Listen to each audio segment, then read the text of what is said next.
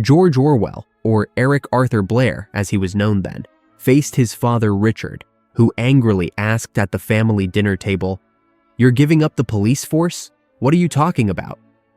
Why would you do something so foolish?" Orwell knew his father would strongly oppose his decision, but knowing this didn't make facing him any easier. It still felt like a slap in the face. The moment he saw his family didn't support him, fear took over his entire body. Was he making the right choice? He had a steady salary right now. How would he live without it? But he couldn't live with it either. The things he did disgusted him. It's 1927, and for the past 4.5 years, police officer Eric Blair's health had suffered in Burma's tropical climate, showing signs of tuberculosis. Because of this, he had asked for leave to go to his family's home. But the real reason wasn't his illness. He couldn't stand the job or the system. The British colonial unit was putting unbearable pressure on the Burmese people. They exploited all their resources to enrich their own palaces while harshly punishing anyone who opposed them. Torture, execution, humiliation, arrest. These had become normal for the Burmese people. They lived a life suffocated, even killed, by poverty and the colonial regime's oppression. Eric Blair was one of those police officers. He was actually a very smart and promising child. He had graduated from Eton College on a scholarship. His family had high academic expectations for him. He was expected to go to Oxford, but he didn't get a scholarship. His family couldn't afford to pay for his education. He decided to join the police force, a career his father regarded as both noble and respectable, but he couldn't take it. Welcome to Selected Ambient Rumors. We write fictional stories about iconic figures and turn them into videos. Subscribing, liking, and sharing mean a lot to us. We'd be thrilled if you didn't hold back on supporting our channel. Let's get back to the story. His mother tried to soften his father's harsh reaction. "Eric, do you think you'll find another job with the same respectability? You've been at it for 5 years. Of course you're exhausted. Take a break, it'll pass." His father cut in again. What does he know about respectability? He couldn't understand why his family was so obsessed with respectability. What was the point of being respectable in the eyes of such a society? Yes, being a police officer or any government official was seen as respectable by society. For example, police officers could enter the British clubs in Burma. The white-hatted British in those exclusive clubs, which didn't allow locals, showed endless respect for each other. But they were all arrogant, disgusting types. They carried an empty pride for being part of the empire. But in reality, they weren't even real people. They constantly talked about their prestige and reputation. But if this system collapsed tomorrow, or they were fired, they'd have no value in life. That's why they were dependent on this system. Maybe deep down, they all knew it was a disgusting job. But to drown out that voice, they kept talking about how prestigious they were and belittling the locals. Putting down anyone different was their main way of avoiding their own reality. But of course, he couldn't say this to his father. He would tell his father his second motivation for quitting: to become a writer. He was burning to write about everything he'd experienced. His mother wouldn't support this. To his father, writing wasn't a real job. But still, saying this was easier than explaining his issues with policing.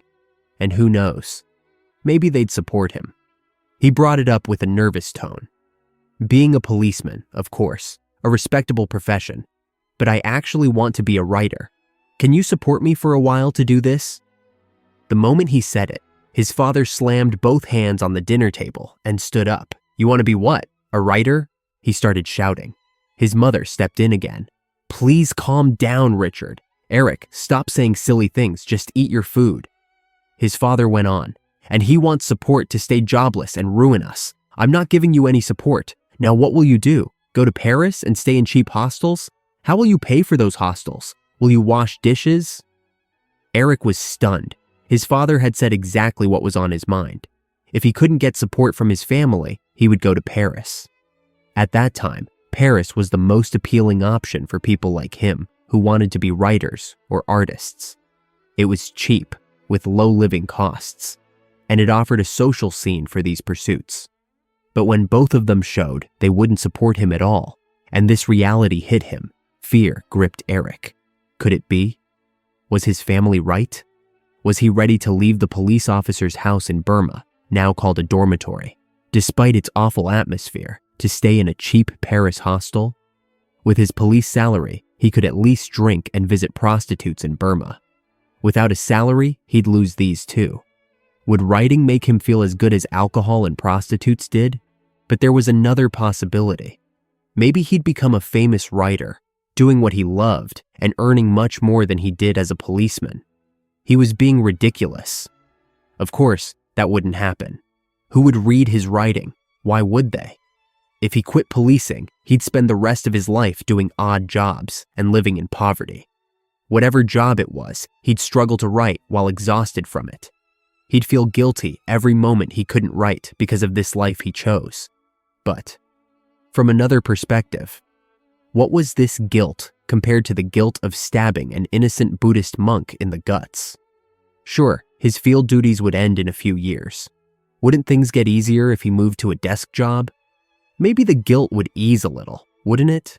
It wouldn't. At the end of the day, he'd still be serving the same thing. He'd still be a slave to this disgusting system, the empire. Right now, it was his conscience making him think these things. But if he kept this job, hearing it would get harder and harder. In this system, those who wanted to silence their conscience always needed more power. Like alcoholics who need more to get drunk. Power was very tempting. He realized this the first time he tortured a resistor. Being so powerful over another person, dominating them, was such a huge feeling that it overshadowed everything else. Power was real, and every time you had it, it came before your conscience. The more you tasted it, the more it made you addicted. No. Eric had to free himself from this. The only way to become a real writer was to gain this freedom. And staying with his family was a terrible idea too. That was another kind of slavery. He needed to be completely free right now. He'd wash dishes if he had to, but he'd live with dignity. He made his decision and told his family this time without hesitation. And the next day, he submitted his resignation to the British colonial unit, using his illness as an excuse. He was very hopeful. He'd struggle in Paris for a year or two, but in the end, he'd have the life he wanted with a clear conscience. It took Arthur Eric Blair 5 years to publish his first book. The book's title, Down and Out in Paris and London. I guess I don't need to explain those days any further. With this book, he took the name George Orwell. He wanted to stay anonymous and ease his family's worry about being disgraced. Some of the books he wrote later had small successes, but none supported his livelihood. He kept doing odd jobs, until Animal Farm.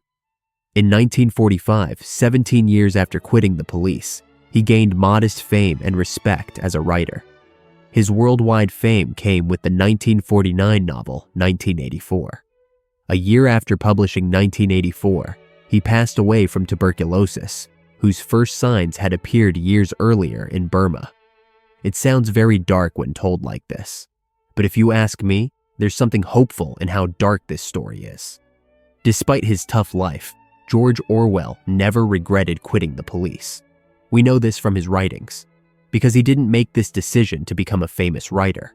He made it to live doing what he wanted, not what he didn't, and he succeeded.